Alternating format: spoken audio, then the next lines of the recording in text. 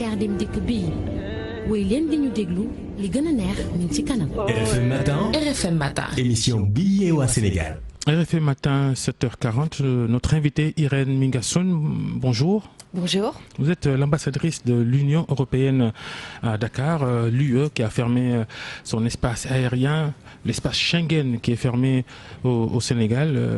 Est-ce que vous savez qu'il y a beaucoup de Sénégalais qui auraient souhaité fêter la Tabaski avec leur famille au Sénégal, qui n'ont pas pu rallier Dakar?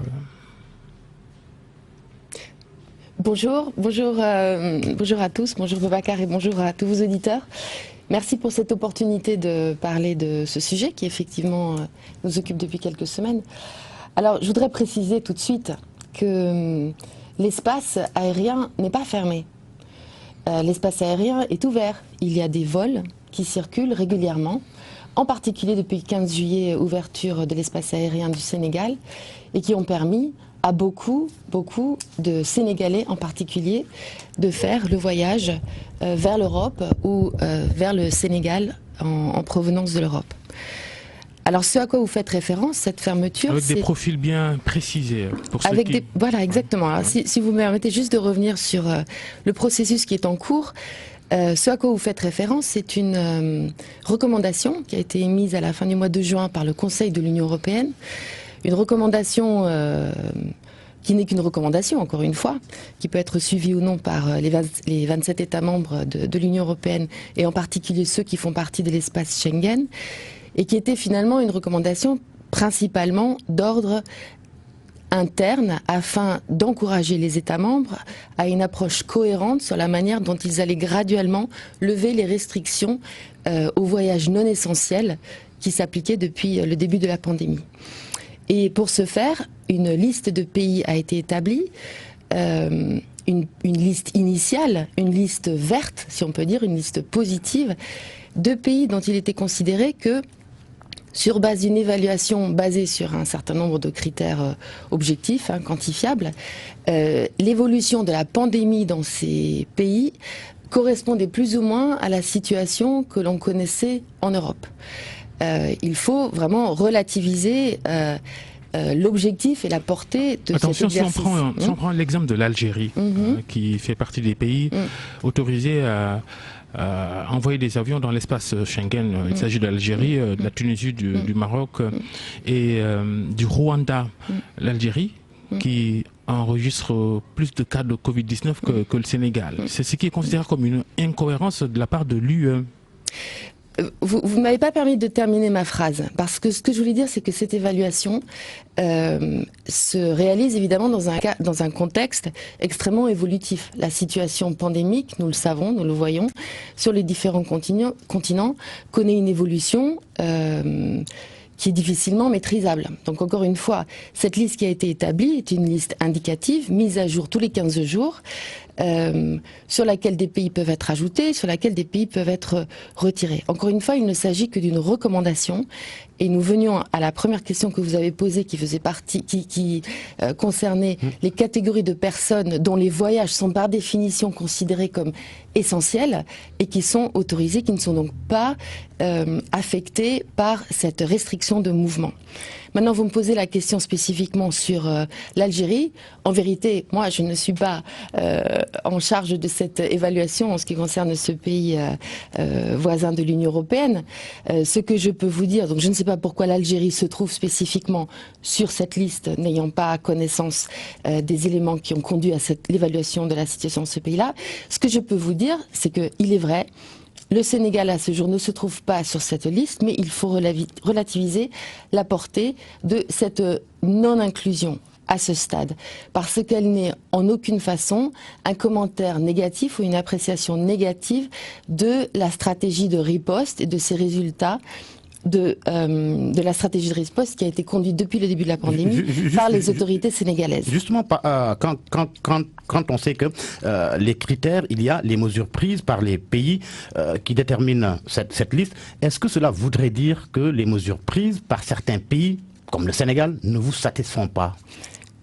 j'ai bien mentionné ce point à l'entame de mon propos pour souligner que, et pour revenir sur les critères qui font partie de cette évaluation, il y a des critères quantitatifs qui mesurent l'évolution de la pandémie. Donc vraiment basé sur le nombre de cas positifs L'Algérie en est testés. à 30 000.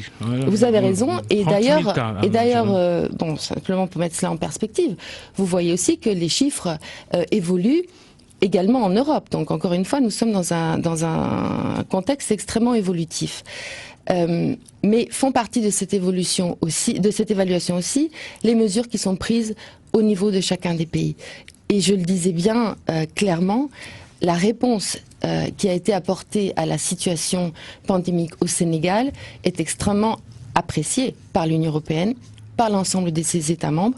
À preuve en est d'ailleurs le soutien par massif. l'OMS qui supervise tout. Non, mais pour revenir simplement à l'Union européenne et pour vraiment marquer ce point-là, preuve de cette appréciation et de ce soutien, le soutien massif de l'ensemble de la famille européenne, de la Team Europe, de l'équipe européenne, donc Union européenne, ses États membres, la Banque de l'Europe, la BEI, qui, au total, apporte un montant de soutien qui avoisine les 400 millions d'euros en soutien au plan de résilience économique et sociale du Sénégal. C'est bien la preuve que cette approche, cette stratégie est appréciée et extrêmement soutenue et qu'encore une fois, la non-inclusion pour le moment du Sénégal sur cette fameuse liste, qui encore une fois est une liste évolutive et qui ne constitue qu'une recommandation, doit être envisagée à sa juste mesure. L'État sénégalais n'est pas content de cette décision de l'Union européenne et l'a manifesté en appliquant la réciprocité. Comment ont réagi à cette décision de l'État sénégalais d'appliquer la réciprocité sur la mesure que vous avez prise?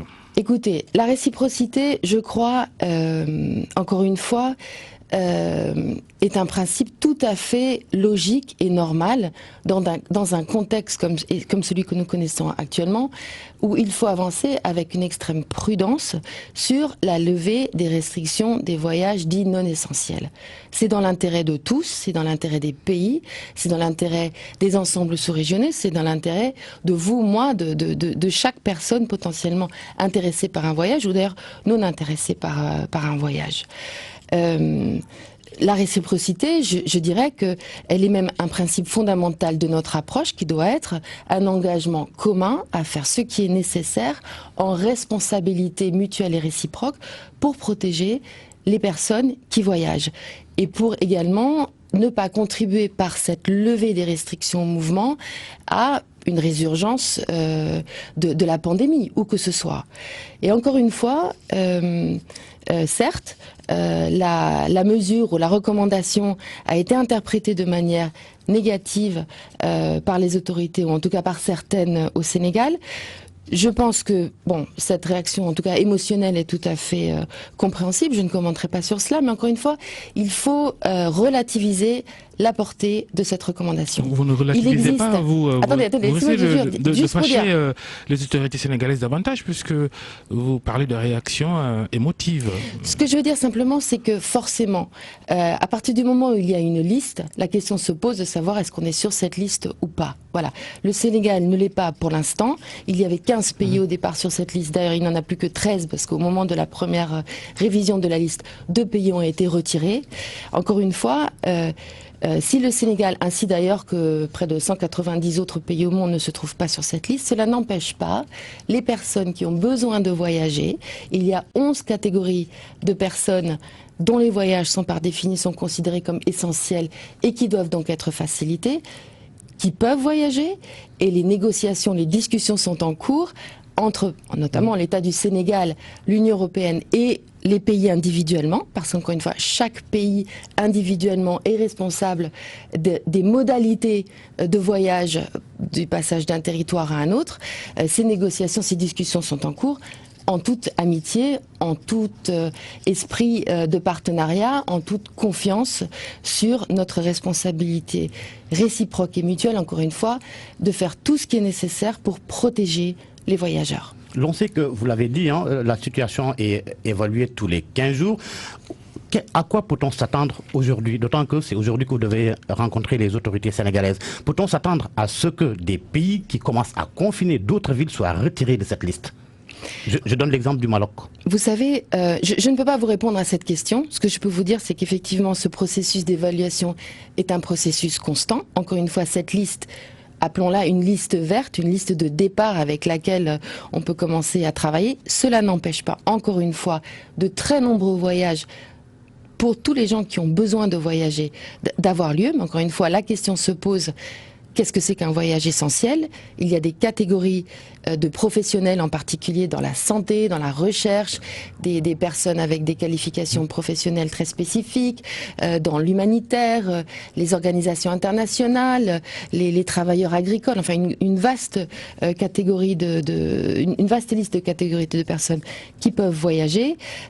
La question se pose après au niveau individuel aussi, est-ce que mon voyage aujourd'hui, dans un contexte où on voit bien aussi que la situation évolue et pas très positivement dans un certain nombre de pays européens, est-ce que mon voyage vraiment est nécessaire dans l'immédiat? Je crois que dans un contexte évolutif comme celui que nous connaissons, la prudence est de mise et probablement aussi la patience. Qu'est-ce que vous appelez voyage essentiel et qui sont concernés? Alors encore une fois, pour en revenir à cette liste de pays qui est surtout assortie d'une liste de catégories de personnes dont les voyages sont par définition considérés comme essentiels, sont les voyages nécessaires. Ce sont les voyages de personnes, pour revenir à certaines de ces catégories, travaillant dans le domaine de la santé, de la recherche, les travailleurs frontaliers, les saisonniers agricoles, les personnes qui travaillent dans le domaine des transports, les personnes en transit, les étudiants, les personnes avec des qualifications professionnelles particulières qui font que les déplacements sont nécessaires pour l'exercice de leur fonction ou leur mandat spécifique. Il y a 11 catégories qui donc sont assez vastes, qui sont discutées entre les pays pour bien préciser à quelles conditions et comment l'appartenance à telle et telle catégorie doit être établie, et qui portent également de pays à pays sur les modalités qui sont applicables au départ et à l'arrivée, par exemple dans les aéroports, parce que vous pouvez voyager, vous faites partie de cette catégorie de voyageurs essentiels, il n'empêche que des mesures de précaution sanitaire sont applicables au départ et à l'arrivée, par exemple. Un profilage taillé sur mesure, parce que les profils que vous définissez, c'est plus des Européens que des Sénégalais. Ah, je me permets de vous contredire absolument, cher Babacar, parce qu'en réalité, si on regarde depuis le 15 juillet, prenons cette date, puisque c'est la date à laquelle le Sénégal a ouvert son espace aérien, il y a depuis chaque jour, vers l'Europe et en direction de l'Europe, une dizaine de vols qui ont lieu, qui sont pleins, d'après ce que me disent mes collègues dans les ambassades et également au gouvernement, et qui sont remplis à 80% à peu près de ressortissants sénégalais ou de personnes d'origine sénégalaise. Donc, encore une fois, ces vols sont remplis en direction de l'Europe comme en direction du Sénégal. Donc en réalité, je pense qu'il faut le souligner. Aujourd'hui, les personnes qui ont besoin de voyager peuvent le faire, et c'est très important qu'elles puissent le faire. C'est aussi très important que des personnes en direction de l'Europe et qui reviennent ici au Sénégal ou souhaitent revenir parce qu'ils sont résidents, par exemple, puissent le faire, parce que, rappelons-le, ils font quand même partie aussi de la vie sénégalaise, ils participent à l'activité, à la vie économique, ils ont un véritable apport. Donc je crois qu'aujourd'hui, encore une fois, le contexte est spécifique, tout le monde comprend cela très bien. Nous devons tous être prudents. Je dis nous, je me permets de parler au nom des autorités, mais je m'exprime également en tant que citoyenne, en tant que personne. Nous devons être vigilants, à la fois au niveau de nos responsabilités professionnelles officielles, mais aussi de notre responsabilité de citoyen, de veiller à ne pas contribuer à un risque accru de transmission de ce virus. Entre autres critères qui déterminent cette liste de pays autorisés à survoler l'espace Schengen, vous l'avez dit, les mesures prises par les pays, la stratégie de riposte, la situation de la pandémie. Aujourd'hui, comment appréciez-vous l'évolution de la maladie au Sénégal? Bien. Ce que je dirais à cet égard, c'est que bien, la maladie est là, évidemment. Des mesures de riposte très fortes, très fermes ont été prises immédiatement par les autorités sénégalaises, notamment pour sécuriser l'espace géographique en fermant les frontières. C'est normal, c'est la première mesure à prendre. Des mesures également pour renforcer le système sanitaire. Des mesures de confinement pour gagner du temps sur l'évolution de la maladie, gagner du temps pour permettre justement au système sanitaire voilà, de renforcer ses capacités. Ces choses faites, nous avons vu quand même une évolution qui n'est pas positive. Aujourd'hui, nous atteignons, je crois que vous le disiez il y a un instant, presque le nombre de 200 décès liés au Covid. Nous atteignons peut-être aujourd'hui les 10 000 cas positifs, dont bien sûr une grande partie est guérie d'ores et déjà, mais bon, il faut quand même voir que la stratégie aujourd'hui se concentre sur soigner et sauver les personnes les plus vulnérables et les plus gravement atteintes. Le taux de létalité de la maladie au Sénégal ces jours-ci atteint presque 2%, ce qui est très sérieux. Donc en gros, nous atteignons aujourd'hui une situation de pic que quelque part on attendait. Ce qu'on peut constater en tout état de cause, c'est que le processus a été ralenti pour permettre...